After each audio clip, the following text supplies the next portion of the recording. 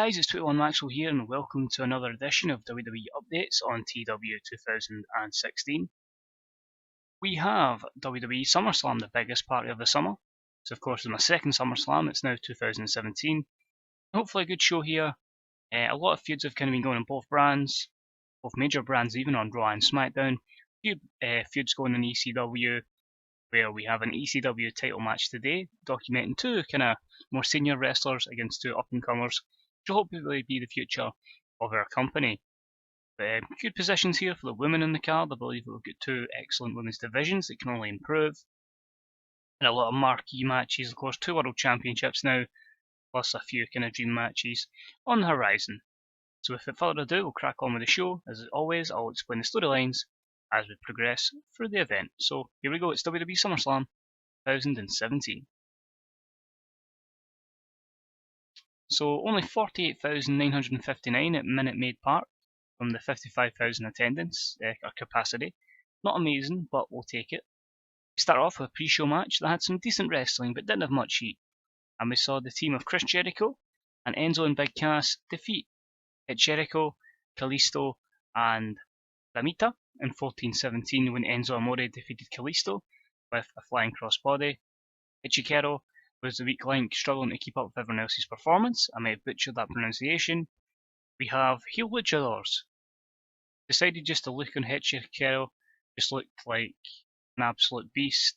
Lamita was already performing as a heel, so decided to turn Kalisto heel. And over the course of the next month on the Raw brand, we are going to be bringing a trios title. So that's obviously one team will be about and involved in that. B-73 I'm very happy with because obviously we're still building some of these talents up. Big Cass not suited to the gimmick. Jericho with 74, Big Cass with 79, 71 for Enzo Amore, 66 for Lamita, 66 Kalisto, and Hikaru with a 49. So he's got a big way to improve, but again the look, just amazing. I love that idea mask. Big Cass improving technical, Kalisto improving flying.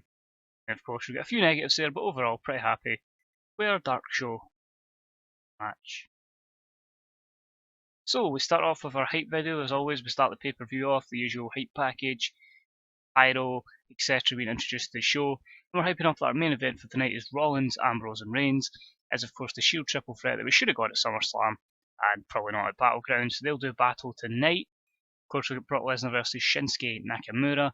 We've got CM Punk against Bray Wyatt. World Heavyweight Championship is on the line as Kevin Owens challenges Sami Zayn. And of course, we have Balor versus Randy Orton. So E90 for that, and it continues the storyline. All good there. So I thought to get the show off and running, our female division on SmackDown has been amazing. So they're going to get the crowd hotter. And about they had some decent wrestling, but didn't have much heat. We had Paige defeat Becky Lynch and Emma in 12 minutes and 40, with Paige defeat Becky Lynch by pinfall with a Rampage. Paige makes defense number 1 of the WWE SmackDown's Women's Championship. Emma was the weak link, struggling to keep up, but saying that the women's standard is so high that it's going to take Emma a bit of time to get there. B82 makes you think, could this have been even better if it was less time constraints? But the match got the crowd hotter, which it was designed to do. Becky Lynch with 79, Emma with 67, Paige also with 79, and it continues the women's division storyline. Hopefully build up a few more women's talents in the SmackDown division. Emma's been the first to get the big push, probably looking more at Charlotte, Asuka, and some of the lesser known talents that maybe are unassigned to WWE at this moment in time. No skill improvements, literally no negatives, so fantastic from the women. I've got them up to B82. It's up to me to try and continue to work with these ladies and hopefully get their stats up to somehow producing an A, which would be fantastic. And maybe we're getting closer to the women main eventing a pay-per-view.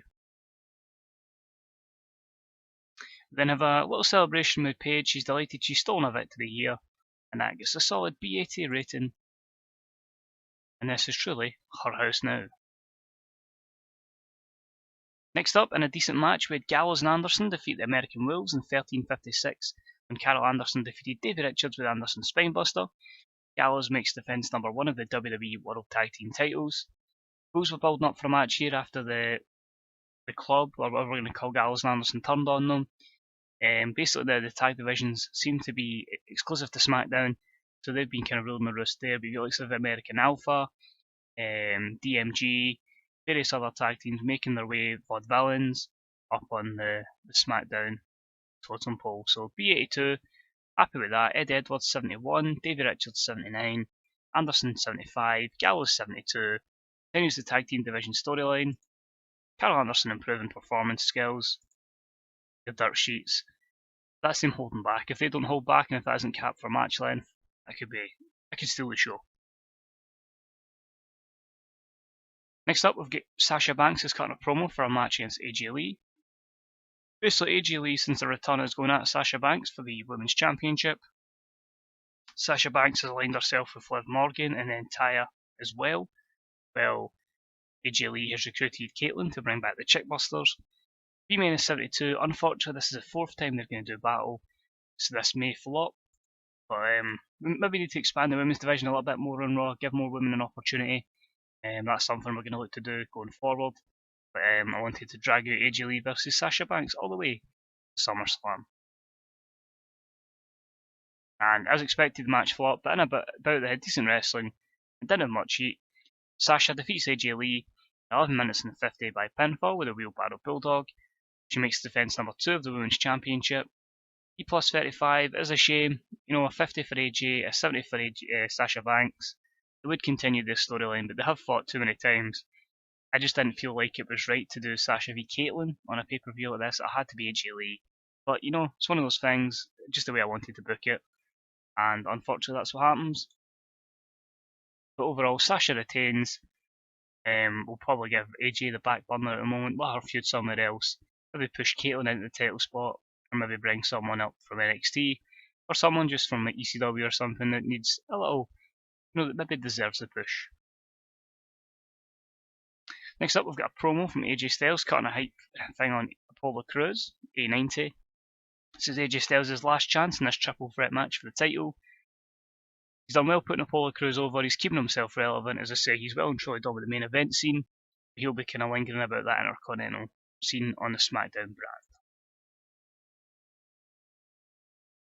Match itself was actually quite successful. Actually surprised me there. And about had some great wrestling and a decent reaction from the crowd. Apollo Crews defeats AJ Styles and Dolph Ziggler in 16 minutes and 13 when Apollo Crews defeated Dolph Ziggler with a standing shooting star press. Apollo Crews makes defence number 8 of the Intercontinental Championship, so a good win for Apollo. E plus 85, delighted with that. Crews with an 89 performance, AJ with a 82 and a 79 for Dolph Ziggler. Continues Apollo's breakthrough storyline, which will obviously end now, because him and AJ have fought that many times. But really happy with that, and a few negatives there, but I feel like a B plus 85 is good for where these guys are in the card at this moment in time.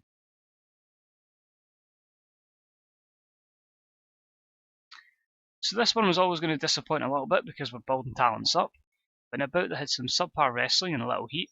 We had Sheamus defeat Will Ospreay, Kane and Zack Sabre Jr. in 10 minutes and 47 when Sheamus defeated Kane by pinfall with a Celtic Cross. Sheamus makes defence number 2 of the ECW World title. Now only a C plus 68. Bearing in mind we're building Ospreay and Zack Sabre Jr. up, they're nowhere at the level of Kane and Sheamus in terms of overness just yet. So it's a good bit of spotlight, it's a good opportunity, it gives them a bit of overness being noticed in this stage, which puts an open match. Sabre Jr. with the second best performance at 62, Ospreay with a 53, Kane with a 50, and Sheamus with a 68. Kane was visibly tiring, so that's disappointing. I think we'll need to properly phase him out. No skill improvements. Overall, a good opportunity for these guys on such a stage. Next up, we debuted our Cruiserweight Championship in our Cruiserweight division.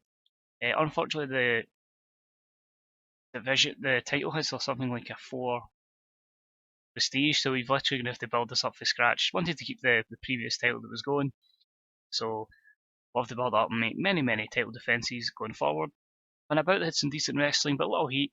The division is exclusive to SmackDown. Ricochet defeated Tyson Kidd, Neville, Kenny Omega, Hideo Itami and Tommaso Ciampa. 12-17 when Ricochet defeated Tommaso Ciampa by pinfall with a standing shooting star press. Ricochet wins the Cruiserweight title, a C plus 69, very good matchup for these guys. Some people, the likes of Kenny Omega, maybe needs a bit more of a boost. Ciampa was literally thrown in there, so he's going to get a bit of a boost. Do have plans to probably get Ciampa on Raw at one point. He's not going to turn face anymore. I've changed that plan. Ideally, I'm putting him in the Trios division, and it's going to be Ciampa, Gargano, and Bobby Roode, because it's got to be a glorious bomb. So I'm going to put them as like the Glorious Kingdom or something. They two working as kind of goons for Bobby Roode. I just feel that's a great idea. Cue this video being out when Glorious Bombs are no longer a thing, but yeah, I just like the idea of that good chemistry between them. Because Gargano's a face on Raw. So Tyson Kidd with 70, Ricochet with 64, Neville 61, 50s for Omega and Ciampa, and a 70 from Hideo. Tyson Kidd improving technical and performance skills. Unfortunately, because of his age, obviously we lost a year of his career with that bad injury. I feel like he's never going to get much higher than where he is. Just because age, he'll get that declining physical ability soon. I feel like putting him in here can only help develop him and the likes of the younger talents that could maybe gain some skill moves or whatever working off him. Overall, very happy with that. Next up, we've got a promo from The Miz, who's cutting up this feud with Jeff Hardy. B plus 88, again, him and Jeff Hardy have fought too many times, but it's going to be a fatal four-way matchup for John Cena's US Championship. Jeff Hardy on one side, The Miz on the other, and another is John Cena, another one is Swiss Superman Cesaro. The fatal four-way, who's going to walk out with the gold, as we hope to move the division of the US Championship to the next level. Well, B80 is okay, not amazing, but in a good match. The Miz defeated John Cena, Jeff Hardy, and Cesaro in 1801 when The Miz defeated Jeff Hardy with a skull-crushing finale. The Miz wins the US title. B80, as I say, is not great, but we did have to really protect Cena and really protect Cesaro here. But I felt like it gets the two of them out of the US division, puts the title on The Miz, he can carry that. I can take Cena back up to the main title and give Cesaro a good run at a main title as well. So, although they've lost here, it's not negative. Boosts them is, and it gives the two of them a good opportunity to go back up to the top. So these storylines will all finish. Jeff will get a push eventually. He's been horribly jobbed out by me. Cesaro improving Rumble. Jeff Hardy improving technical. There'll be a few negatives there I would expect. But the worrying thing is that Cena has the declining physical ability, and I do intend for him to break the title record as well. Big things ahead for John Cena. If I go with the plan I've thought of, the next 9 months are going to be massive for John Cena. And then the Miz celebrates. So B plus 87, Miz is the new US champion. We've given him a good push recently to job them out at the start, and hopefully he can carry on raising the title's prestige. And he'll be there, not in fucking Hollywood, that's for sure. Next up, Randy Orton makes an elaborate entrance. It's basically at Randy Orton's return. He had been suspended for another wellness policy. He's had 3. I probably should sack him, but like, it's my save, so I'm not gonna. But 89, he'll be here. He just keeps getting sent to rehab and fined and suspended and whatnot. So I'll just keep doing that, and he'll get the right punishment, which is in this A92 matchup, jobbing to Finn Balor, but making him competitive, making Balor look like an absolute star. And about his superb wrestling and great heat, Balor defeats Orton in 1702 by a brainbuster. Balor in 94, Orton in 90. Storyline continues. Balor had to sell this whole storyline because of the suspension of Orton. So straight with that I thought, yep, Balor's going over, no questions asked. No skill improvements here. One negative was it being capped, so it could have possibly been even better. A great performance with both workers, and Randy, you're still in the bad books. Next up is a Sami Zayn promo on Kevin Owens. Obviously, Kevin Owens won the World Championship from Shinsuke Nakamura after interference from Brock Lesnar. Of course, then Sami Zayn, not long after, cashed in his Money in the Bank contract on Kevin Owens. And as we keep saying, let them fight forever. So 89 in this promo, and just limited for being short. The match itself, absolutely unreal. I was unsure how it was going to go. That's why it was so low down in the card. This isn't even co-main event. This is like third match from the end. And it's drew an A star 95. And about that superb wrestling and great heat, Sami Zayn defeats Kevin Owens in 1938 by pinfall with a brainbuster. Sami Zayn makes defense number 1 of his World Heavyweight Championship, or World Heavyweight title. Kevin Owens seemed off his game. So you wonder if Kevin Owens is on his game, how much higher this would draw the rating. But a Sami Zayn 90, a Kevin Owens 93. I'm going to keep them feuding, maybe get another match or two out of this. They haven't actually fought before because I believe the cash in wouldn't count as a match.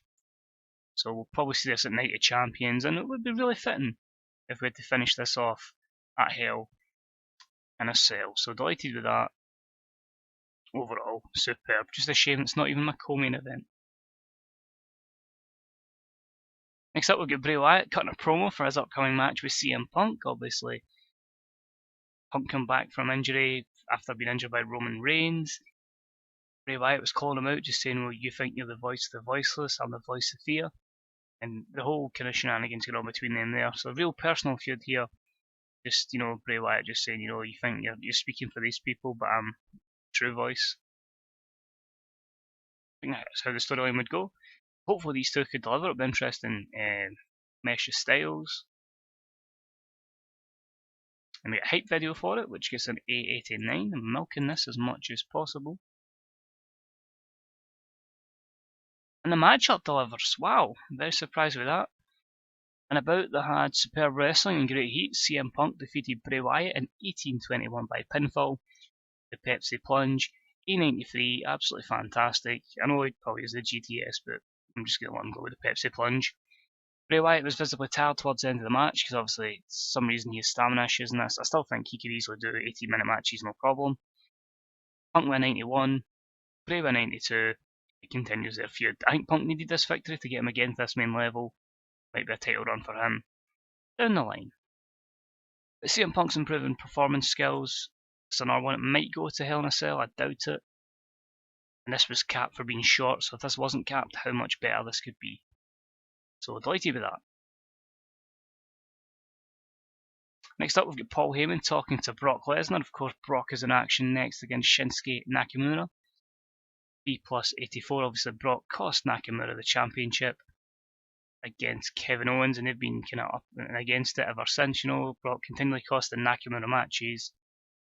Still unsure whether I want to bring Lesnar in full time. I feel like it's the best way to use him, but we'll use him in this part-time role. And we'll see how this match goes with Nakamura.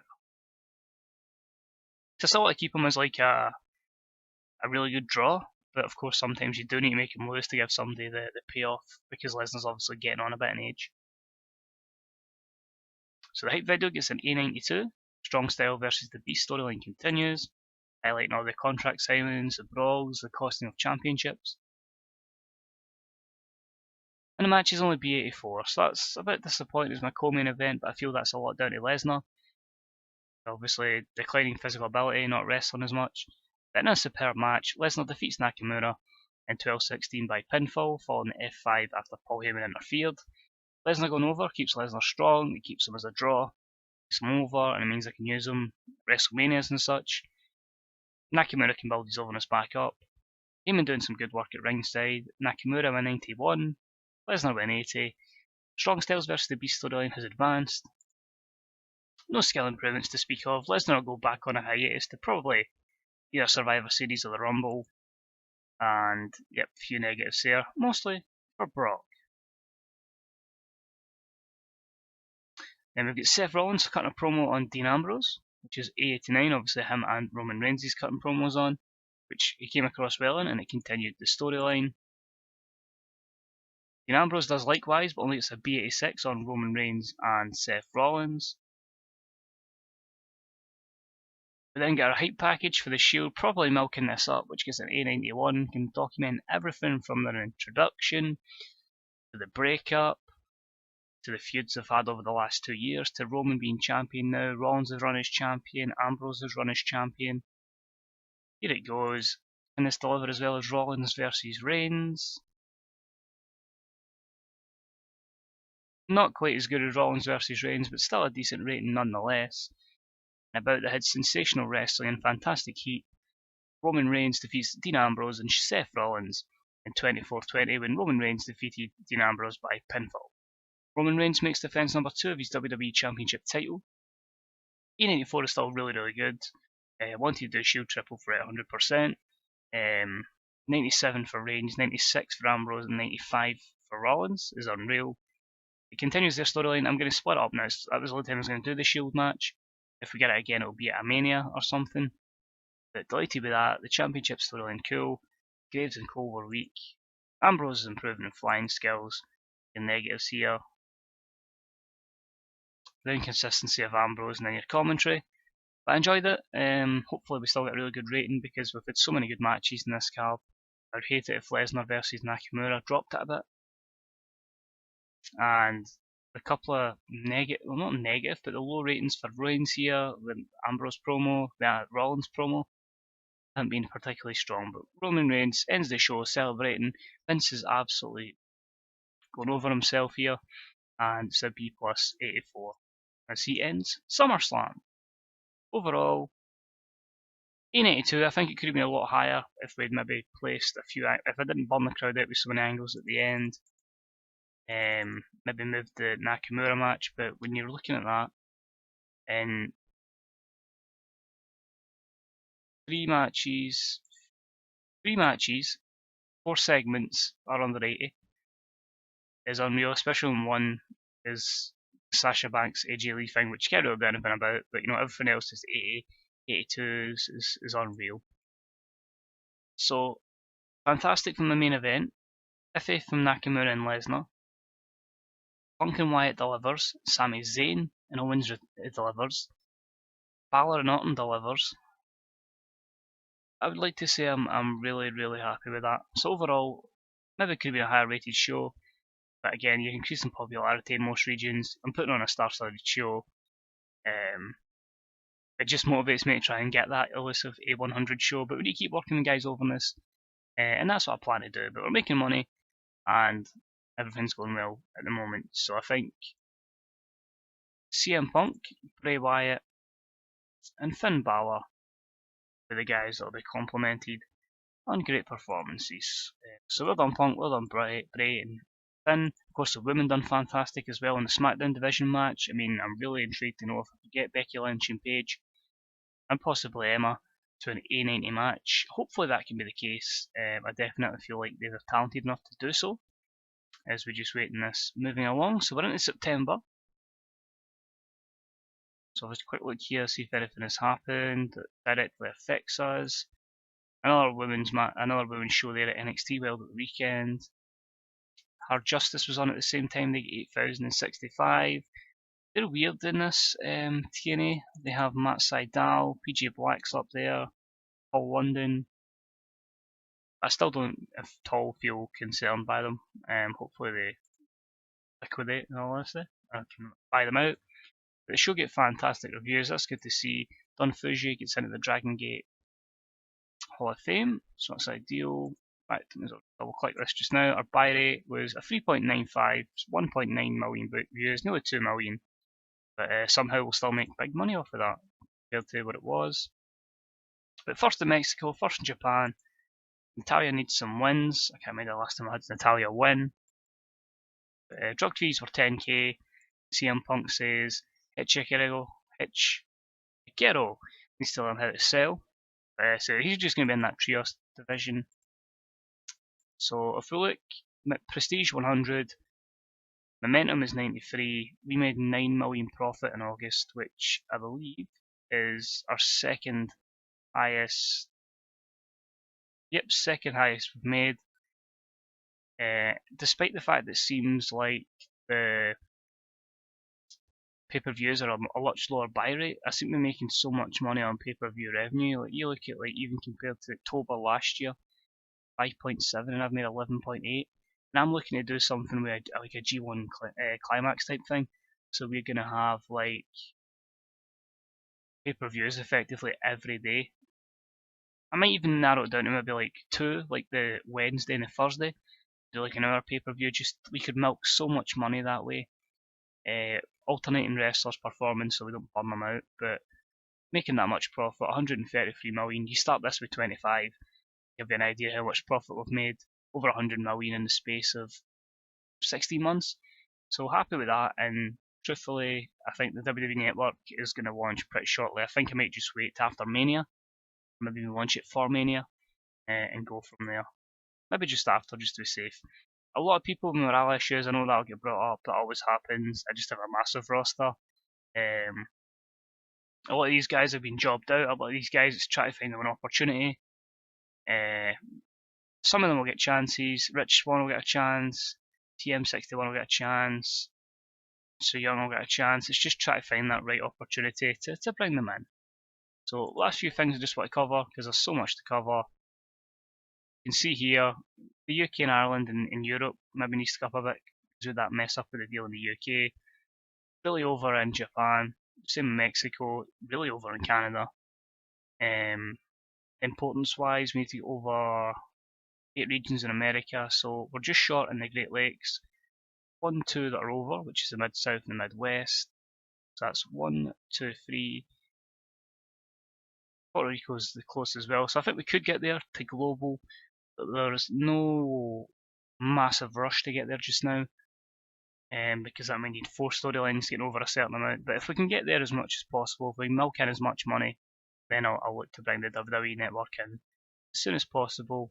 But as I say, I'm looking maybe even to bring a 4th show in. I was considering doing that for the G1 type tournament, but I'm hoping to do that between the big gap between Hell in a Cell and Survivor Series. So there's going to be like a 7-week break there. I might even move Survivor Series to the last week in November. Makes it a short gap between Night of Champions and Hell in a Cell, but I feel like lets me stretch out these feuds. Hell in a Cell's kind of like a kind of backlash type thing. It's like the end of feuds. It's like I want payback. It's going to be done in this big massive structure.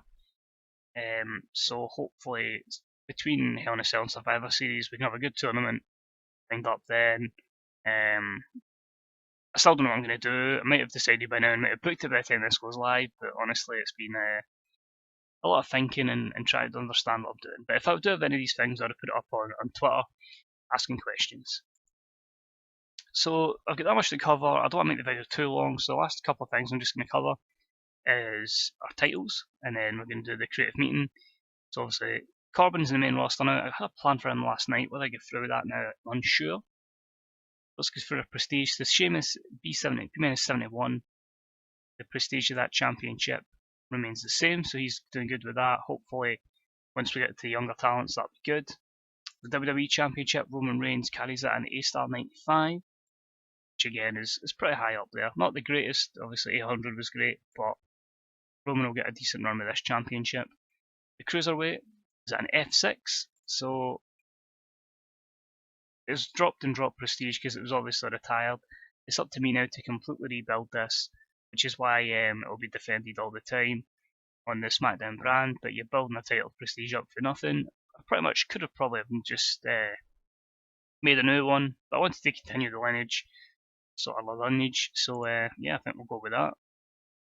Intercontinental B-71 with Apollo Crews, his second run with the title.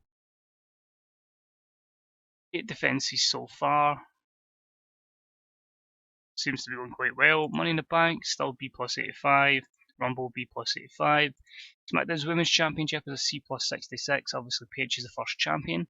Hopefully, she can continue to build its prestige. Shares Championship is a C59.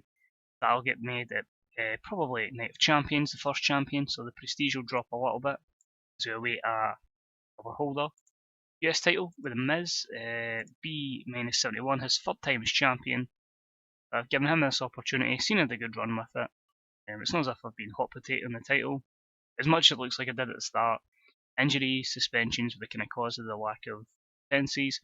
Cesaro, Nakamura, Cena, and now Miz will probably get good runs, so that title's probably been about the same. Proper Women's Championship is a C65, so that's actually less than its SmackDown counterpart, although I do feel a lot of that might have been because of that poor matchup between AJ and Sasha. But again, not really been hot potatoed. A few different champions, but everybody's had a good opportunity with it. Sasha's second run. Women's Money in the Bank, C62. World Heavyweight Championship is up at a B plus 88, thanks to Sami Zayn. So if Nakamura, KO, and Sami hold it, obviously it's a short run for KO, but for storyline purposes, I feel like that's just going to help both him and Sami Zayn. Prestigious title has been up a good bit. The World Tag Team Championships held by the clubs, Gallows and Anderson. I think Enzo and Cass got a good run with it. Gallows and Anderson with their second run as champions. Amazingly, since we started the save in August 2016, I have only had 6 champions, which is quite good for a tag division. Usually that's one that kind of goes about a lot. Apart from right now, where in real life, obviously the New Day had it for a long time. Whether that's changing or not, but now I don't know. But I feel like previous eras that this would be swapped about like nothing else. So B minus 71. Usos will start to come back into contention now. I believe that injury Jey Uso is about to be over. 11 days and he'll be back, full health, so he'll get a chance. Bobby Roode's 18 days. 3 months and 2 weeks for Del Rio's tendinitis. Rich Swan's got 10 months and 3 weeks. Candice is suspended. She's basically been a pain in the arse. Maurice is on maternity leave and Naito is on a vacation because I just had nowhere to book him. And we have Jushin Thunder Liger, who just performs every so often on ECW to help our younger talents, but he's fatigued. So, I could cover so much things here, everybody's overness and such. There's so many guys I could do. So what I'm going to actually say here is, if people want to list the wrestlers they wish to see their overness, let me know in the comments section. It might be a few videos time, but we will do a video where we document everyone's overness, or when it's the PWI 100, or 500, sorry, at the end of the year. These wrestlers, whether male or female, we'll take a proper in-depth look at them, see how they progress. I may as well ask that now, because I think I'll be playing this a good bit, because I feel like between end of September to end of October, I don't think TW will get touched, just purely because I think I'll be playing FIFA. So if people want to put this in and let me know, we'll get that done. So I don't want to make like 30-40 minute videos and people are just bored by the end of it. I'd rather break it up and we can, if you want to see certain things, you can see it at a certain time. So CM Punk is a almost over guy. Have a quick look at him since he's the top guy in 90s, but that's the one I'm gonna look at. 90s across the board. Nakamura, Ambrose, Orton, and Reigns, which is good to see. Next big things are Shane Strickland, Paige, Will Ospreay, Bayley, and Kimberly. Mostly in the ECW brand, apart from Paige and Bayley, but they'll all get pushes nonetheless if they're next big things. Top prospects: Shane Strickland, Manny Andrade, Mark Coffey, Bayley, and Kazuchika Nakajima. So Manny Andrade's on the Raw brand, Mark Coffey's on Raw teaming with your brother Joe, so we'll hopefully push two of Scotland's finest wrestlers, and Nakajama's on SmackDown, it's just, ECW, it's just trying to find the right place for him. It's a 1 hour show. Best promo workers: The Rock, CM Punk, Ambrose, Triple H and Cena, nothing changes there. The showstoppers are Rollins, Ambrose, Ziggler, Punk and Balor. The ring generals are Nakamura, Ambrose, Rollins, Naito and Punk. Amazing with Ambrose psychology up at 89 now. Seth Rollins' has went to 87, considering how low they start. This is one thing I will quickly show. It's psychology, 67, and that was even as far back as September, and it's now an 87 or 89. So he's been great in terms of learning psychology. I hit the right button there. That's good to see. Guys on the wave of momentum: Jason Jordan, Carl Anderson, Brock Lesnar, Derek Carter and Chad Gable. Big push in the horizon for American Alpha, just not ready for pay-per-views yet. Derek Carter again was in a feud. He was teaming with Bobby Roode, but they didn't have great chemistry, so that's going to get scrapped and we'll find something else for them. Who's been jobbed out? Well, that's going to be Heath Slater, R-Truth, Fandango, Jimmy Uso and Natalya. R-Truth is just putting people over on ECW. Fandango's my Raw enhancement talent. Heath Slater's my SmackDown enhancement talent. Natalya's my Women's enhancement talent. And Jimmy Uso, again, just waiting on both Usos being fully fit, and then they'll get a push going forward. Time decline: Undertaker 15 years, Kane 7, Banderas 7, Jericho 5 years, RVD 5 years. He's on the SmackDown brand for a bit of star power. But again, he won't be in a long contract. My hidden gems: Alex Riley, Brooke Adams, Jesse White, Johnny Eminga, Courtney Rush. Ironically, 4 of them used to be on WWE's payroll. So that's one of those things, but I don't see any of these people ever even signed, in all honesty. So yeah, that's where we're at. We're at an international company. I'm having a lot of fun with this. As I say, if I do take a break for it, it's mainly because like other new games are out and try to balance time. But I'm enjoying it. I'm not forcing myself to play it. I mean, it's been a great fun with it, great booking my own way. like, it says a lot when already I have my main event for Mania sorted. As I say, I just need to make it happen. A few turns along the way, big face turn on the horizon, big heel turn on the horizon, and just the WrestleMania match that I think a lot of people would love to see is probably going to happen. So, maybe with a few questions. I say, any stars you want to see their overness and stuff like that, let me know. It can be MD that's in the main roster, NXT, any of my brands. Even if you want to look at the brands and let me know and see who's actually on the shows, I can do that. How other companies are doing, if you want to see in other companies, let me know with that as well. I might get a couple of videos done on different things. Any feedback on how you felt SummerSlam went? You've booked WWE yourself, let me know how you've booked SummerSlams, how you've booked various events. Let me know how your saves are going. Of course, it's not just about my saves, it's about you guys as well. How you felt SummerSlam in real life went. I believe that would have been last week, possibly. I can't remember when this video will be scheduled for. As I say, let me know how you feel WWE is at the moment. How do you feel TNA is? Any stuff like that is deeply appreciated. Any comments, as I say, likes, subscriptions are all deeply appreciated. If you contact me, hit me up either in the comments section or on 21Maxwell on Twitter. For some reason, it takes me an age to find actual messages sent directly to me on YouTube. Never use them, so ideally, if you're going to contact me, comment section or Twitter, the ideal. I say, just keep playing the game, guys. Just keep enjoying it. Completely tongue twisted there.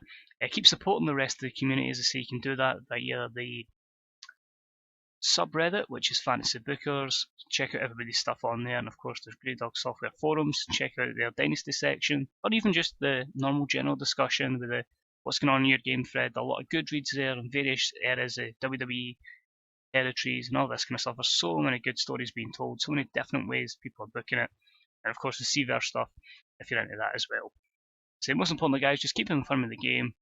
WWE is giving us some good wrestling. Sometimes they don't, and it's up to us to book it the way we want to book it. But as I say, thanks always for watching, guys. Easy. Bye bye.